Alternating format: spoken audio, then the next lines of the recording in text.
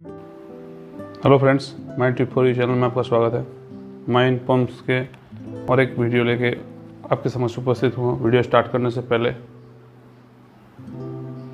अपने mind trip for you channel को subscribe कीजिए, बेल आइकन को हिट कीजिए और इस वीडियो को लाइक कीजिए। आज हम लोग अंडरग्राउंड सम्प के बारे में थोड़ा पढ़ाई करेंगे। सम्प एक इम्पोर्टेंट पार्ट है पंपिंग सिस्टम का। अगर हम पंपिंग सिस्टम को देखें तो उसको हम लोग बहुत सारे स्टाइल में बांट सकते हैं। जिससे हम आपको एक दो बता देते हैं। स्टेज पंपिंग, डायरेक्ट, जैसे मान लीजिए अंडरग्राउंड वर्किंग का पानी को हम लोग यूजिंग पंप क्या कर सकते हैं। एक अपर पोजीशन में लेके, अपर पोजीशन मतलब इसका अगर डेप्थ 200 मीटर में है, अगर अपना पंप का कैपेसिटी उतना नहीं या इतना संभव नहीं है कि हम डायरेक्ट 200 मीटर डेप्थ से बोरल के द्वारा सबमर्सिबल पंप लगा के बाहर फेंक दें सरफेस में, तो यहाँ स्टेज पंपिंग भी किया जाता है। तो मान लीजिए 100 मीटर तक एरिया में हम इस पंप का डिलीवरी किए, यहाँ एक बड़ा सम बनाए, फिर इस सम में पानी ये फेंका। इस पंप सम भरने के बाद यहाँ और एक पंप बैठा दिए, यहाँ पंप लगाने के बाद ये पंप फिर सरफेस में जो है डिलीवरी दे रहा। तो इस तरीके से हम लोग स्टेज पंपिंग भी करते हैं। कभी कभी डायरेक्ट पंप से डायरेक्ट बोरहोल थ्रू, बड़ा कैपेसिटी पंप लगा बोरहोल थ्रू हम लोग पंप को बाहर भी फेंकते हैं। और सबमर्सिबल पंप दे के भी हम लोग डायरेक्ट भेज सकते हैं। तो ये 1 हो गया, ये 2 हो गया, ये 3। और भी बहुत सारे टेक्निक्स है एज पर रिक्वायरमेंट माइन का, जियोलॉजी माइन का डीप स्ट्राइक, ये देखते हुए, इंक्लिनेशन देखते हुए, ग्रेडियंट देखते हुए, डेप्थ देखते हुए हम लोग को अलग अलग स्टाइल फॉलो करना पड़ता है। तो जो भी हो, इसमें मेन जो हम बताना चाह रहे थे कि एक पार्ट और भी है पंपिंग सिस्टम का, वो है सम्प। ठीक है, तो सम्प हम लोग पढ़ेंगे।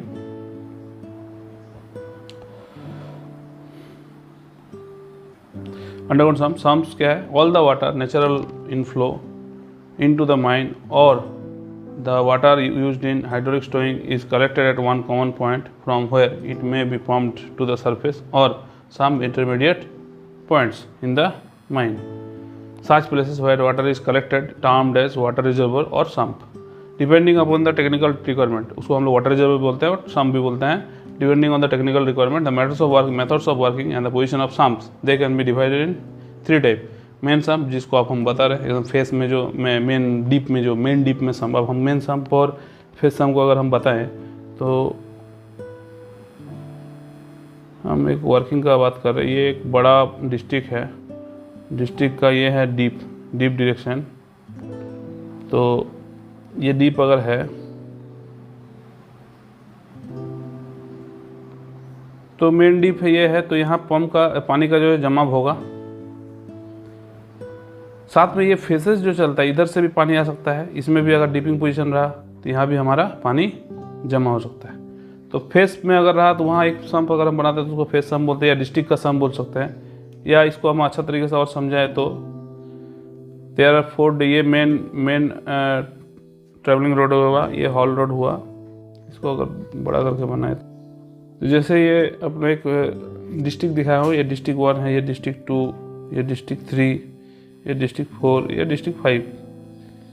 तो ये मान लीजिए मेन इंटेक है, इसमें से हवा जाता है, इसमें ट्रैवलिंग रोड, ये मान लीजिए हॉल रोड है। तो विभिन्न डिस्ट्रिक्ट में हवा को हम ले जा रहे हैं, लेकिन पानी को हम लोग को ले जाने का दरकार नहीं, वो डीप मोस्ट पॉइंट में ऑलवेज जमा होगा, नेचुरल फ्लो। तो जो सबसे डीप मोस्ट पॉइंट है वहाँ ऐसे ही नेचुरली जाके पानी जमा होकर एक जगह बनाए, उसको बोलेंगे मेन सम्प। और हर एक डिस्ट्रिक्ट में पानी जमा होगा उसका डीपिंग पॉइंट में, डीप मोस्ट पॉइंट में, उसको हम लोग बोल सकते हैं ये वाला जो ये डिस्ट्रिक्ट का सम्प। और इंटरमीडिएट सम्प मतलब यहाँ से हम एक पंपिंग किए, पंप लगा के, तो यहाँ पर हम एक इंटरमीडिएट सम्प बना दिए। यहाँ पर अपना है पिट, ठीक है, पिट 1 और पिट 2 दो मान लीजिए रहता है इंटेक और रिटर्न के लिए।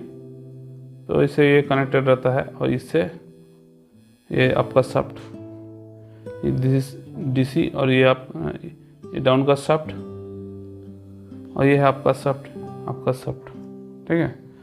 तो ये जो तो मेन सम्प, इंटरमीडिएट सम्प और डिस्ट्रिक्ट या फेस सम्प आपको समझ में आ गया। मेन सम्प वही है, main sump are the following purposes to collect the clean water from different sections of the mine and feed it to the main pump.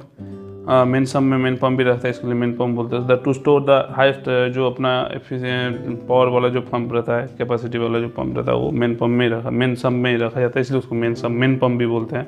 To store the water during the period when the main pumps are not working and in case of increased inflow of water in the mine during monsoon season, tapping water from waterlogged areas, ये सब चीज़ के लिए main sump को हम लोग रखते हैं। Location और कैपेसिटी क्या है? Location of the main sump depends on the amount and direction of inclination of the SIM का क्या इंक्लिनेशन है, और कितना अमाउंट हमारा पानी, ये अमाउंट आना है पानी का जो है, और relative position of the shaft bottom excavation and nature of surrounding rock कैसा है, वेयर कंडीशंस परमिट, जहाँ कंडीशन हम लोग को सूटेबल लगता है।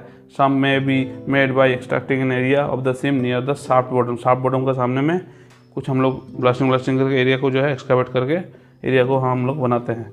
Living safety pillars to isolate it from lower working, safety pillar जो है चारों तरफ उसका रख देते हैं ताकि वो नीचे का वर्किंग से आइसोलेटेड रहे, ठीक है।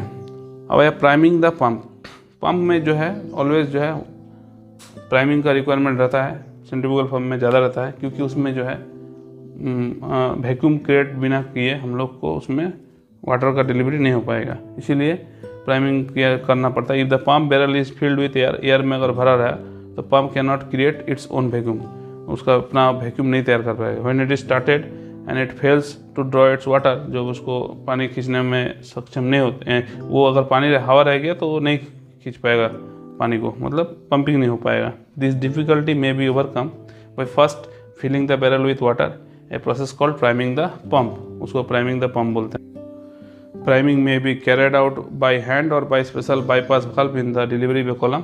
ए foot valve is also provided just above the strainer to hold the water, जैसे हम पहले वीडियोज़ में बताए हैं, in the suction pipe and prevent its flowing back into the sump. Most reciprocating pump are self priming, reciprocating pump जो है self priming होता है। ये एक इंपॉर्टेंट पॉइंट है जो आप लोग को याद रखना है, एग्जाम में ये कन्फ्यूजिंग हो सकता है कि कौन सा पंप जो है सेल्फ प्राइमिंग होता है, ऑप्शन रहेगा तो reciprocating pump is one of them, ठीक है। But all pumps can not be started more easily if they are first primed. Centrifugal and primary pump must always before starting be primed solidly with water right from the sump level to the main valve in the delivery column। Delivery column में जो main valve रहता है, delivery column में जो main valve है, this one is the main valve, और ये जो है अपना फुट valve, ये दोनों का पार्ट बीच में टोटल जो है वाटर फिलिंग होना है स्ट्रेट सॉलिडली, ठीक है।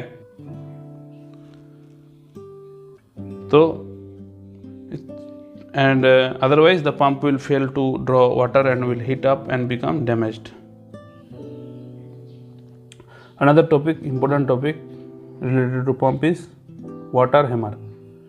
वाटर हैमर वही जो पहले भी हम बताए थे कि why we provide main valve, what is the significance of this main valve। तो ये हमको समझने के लिए, वाटर हैमर समझने के लिए मेन वाल्व का समझना पड़ेगा, क्यों मेन वाल्व देते हैं। मान लीजिए 200 मीटर का जो है हेड है और अपना जो है इलेक्ट्रिक कट ऑफ हो गया, head is against the gravity. जब भी पानी का मतलब इधर जब करंट कटा तो पानी जो भी है पाइप में 200 मीटर हेड का पाइप में, वो पूरी जो है रिटर्न आना स्टार्ट करेगा।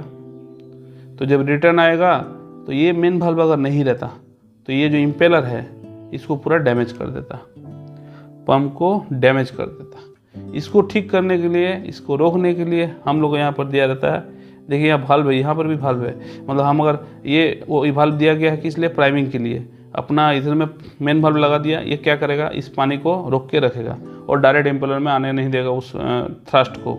और एट द सेम टाइम हम यहाँ पर प्राइमिंग के लिए जो दिए हैं उसमें भी हमको वाल्व देना पड़ा, इसी की वजह से कि हम उसको रेगुलेट कर पाएँ, पानी इसमें आए अपना, मतलब अपना एज पर रिक्वायरमेंट आए, ठीक है। तो इसलिए ये वाटर हैमर क्या करता है, अगर ये मेन वाल्व ना रहे तो डायरेक्ट आके इम्पेलर को डैमेज करता है।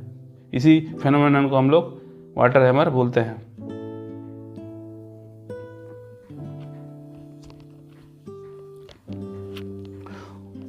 Water, while flowing through a pipe, possesses some momentum on account of its motion. It has been experienced that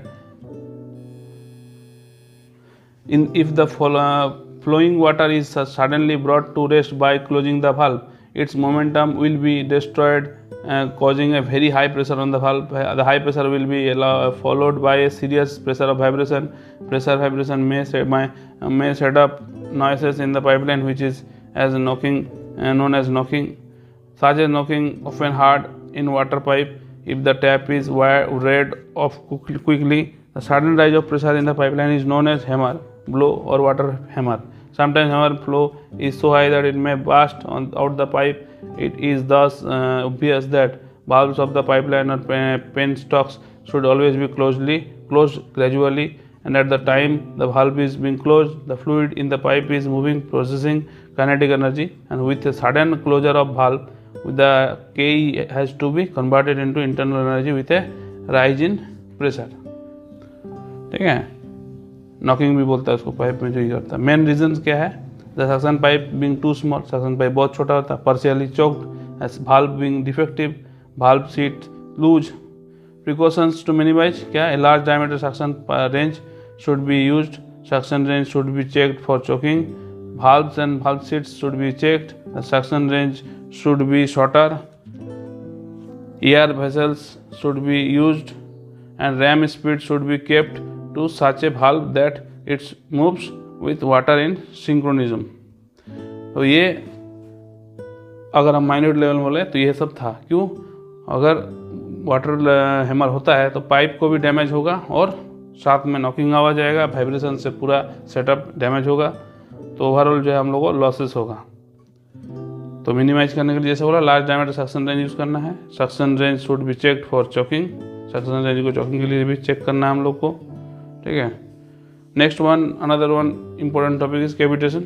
if the pressure at any point inside a pump drops below the vapour pressure, vapour pressure से नीचे आ जाता है, corresponding to temperature of the liquid will vaporise and from cavities of paper the vapor bubble are carried along with the steam until a region of under higher pressure is reached when they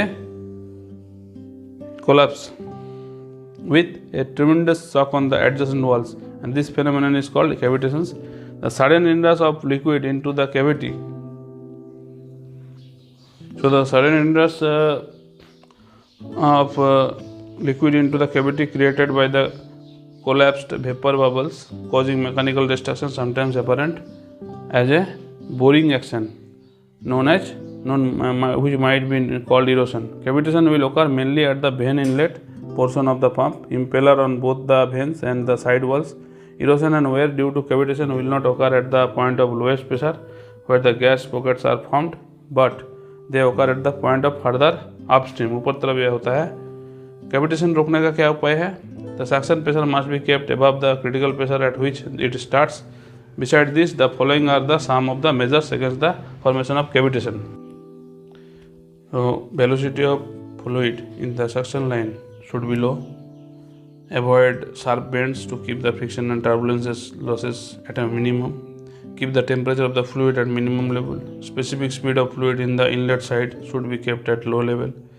If the thickness of inlet vane is small, smooth, and the inlet edges are in aerofoil shape, and cavitation formation will be low. There should be enough amount of vanes in the impeller for efficient guidance of water and liquid, also for lowering down the pressure of the fluid. And noise and erosion may be reduced if a small amount but optimum quantity of air is inserted into the suction site. Thank you.